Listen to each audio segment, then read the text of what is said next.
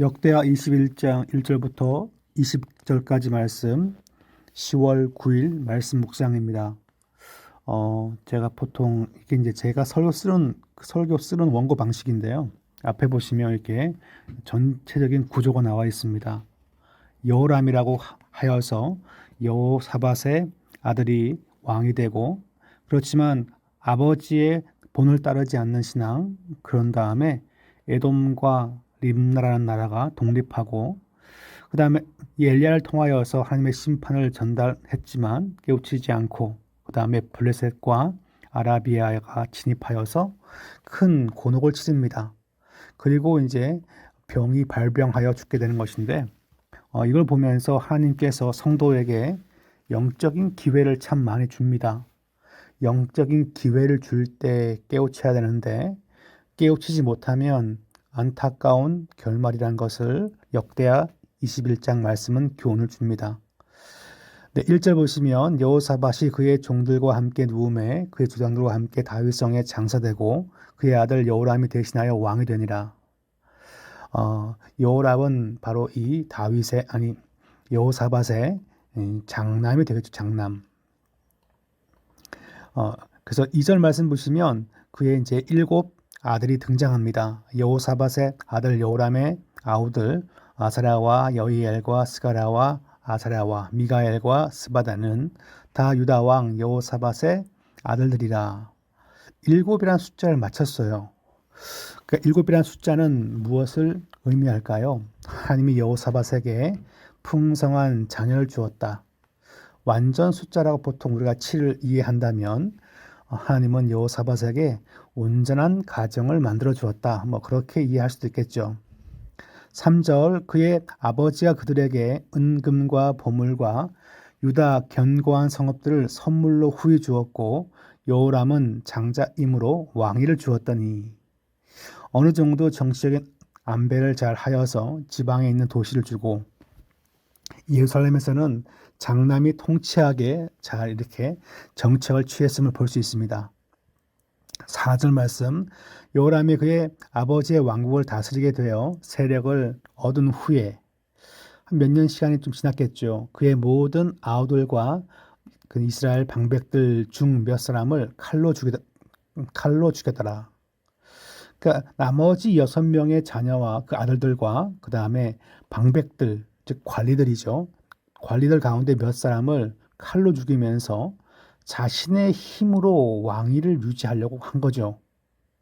아버지 여호사밧은 하나님의 뜻을 구하고 하나님의 말씀을 조차 행하고 사람들의 말씀을 가르치면서 그렇게 정치했지만 여호람은 자신의 칼로, 자신의 힘으로 정치를 한 것을 볼 수 있습니다.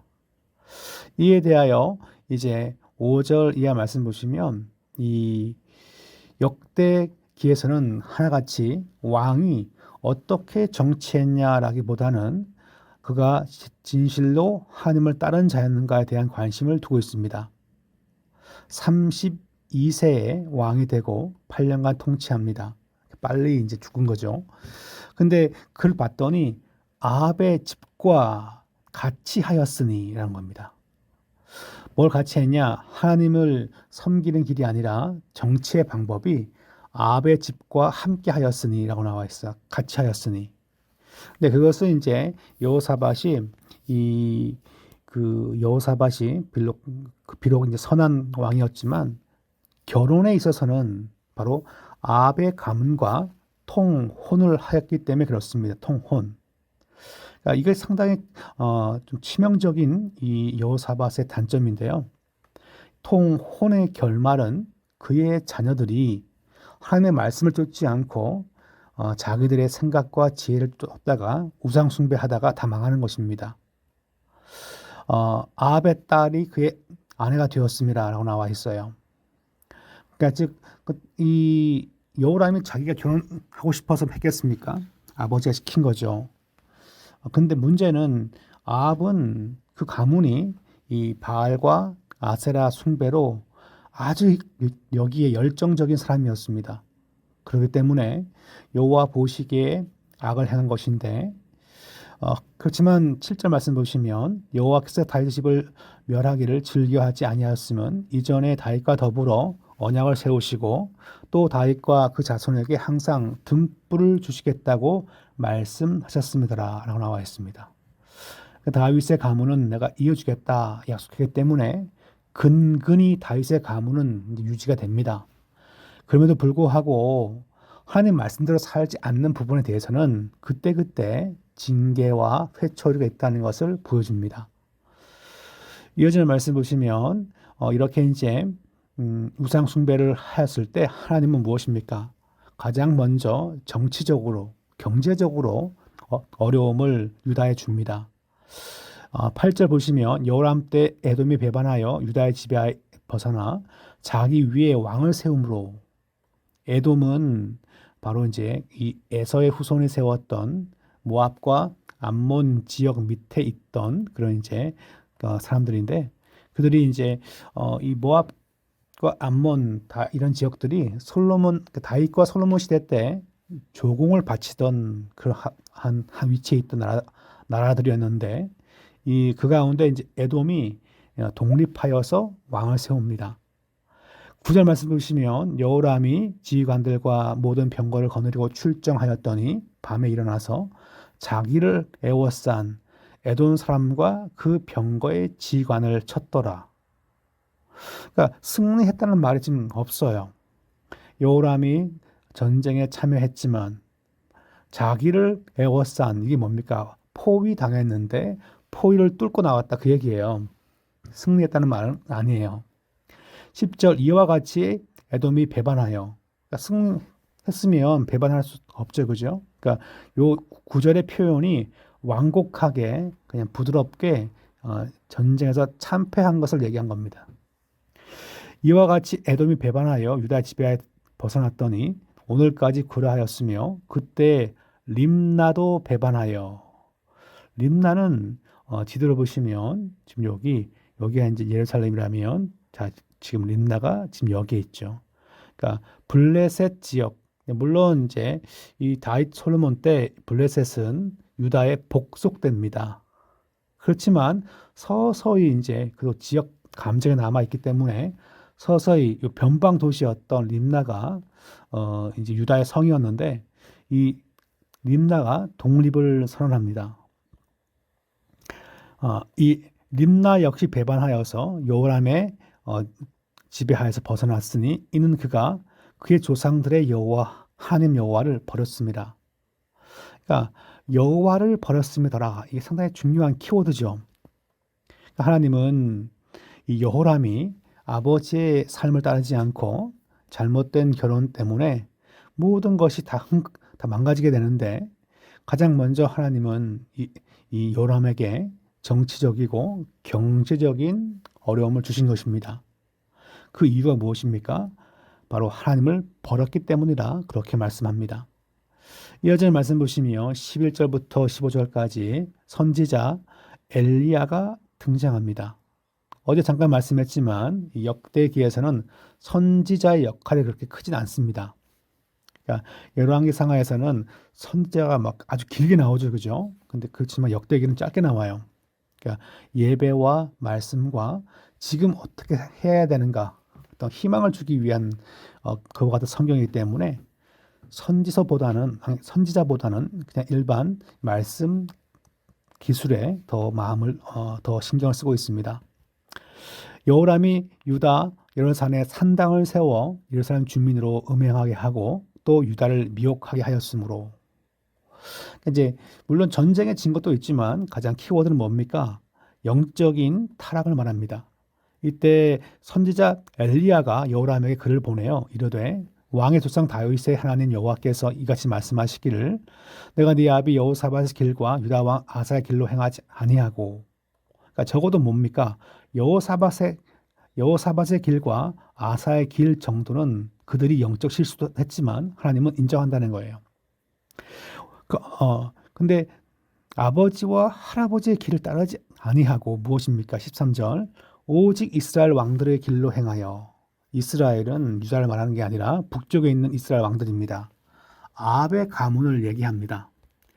그렇게 행동했기 때문에 유다와 예루살렘 주민들이 음행하게 하기를 아합의 집에 음행하듯 하며 이게 뭘 말합니까? 예루살렘 주민들이 음행하게 만들었다. 지 혼자만 타락한 것이 아니라, 지 혼자만 타락한 것이 아니라 자기 백성들조차 타락하게 만든 거죠. 집안의 가장이 우상을 숭배하면 가장만 숭배하지 않고 모두가 따라서 행하지 그죠.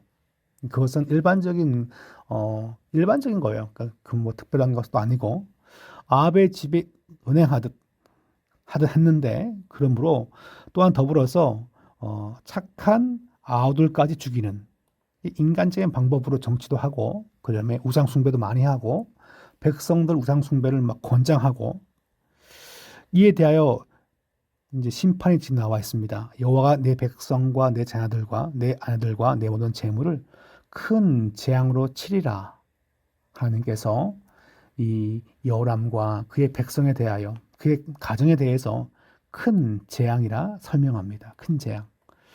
그 다음에는 여호람 자신은 무엇입니까? 창자의 중병이 들고라고 나와 있고 죽는 날에는 뭡니까? 창자가 빠져나온다. 그렇게 합니다.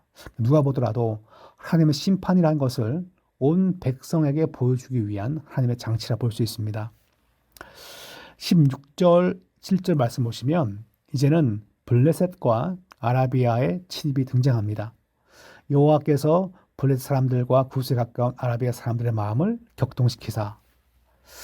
이 표현이 상당히 중요하죠. 왜냐하면 여호와께서 예전에는 여호사밧이 하나님을 잘 섬길 때 주변 사람들의 마음을 두렵게 만들었어요. 하나님께서. 그렇지만 지금 여기 보면 여호와께서라고 나와 있고 그들의 마음을 격동시키사라고 나와 있어요.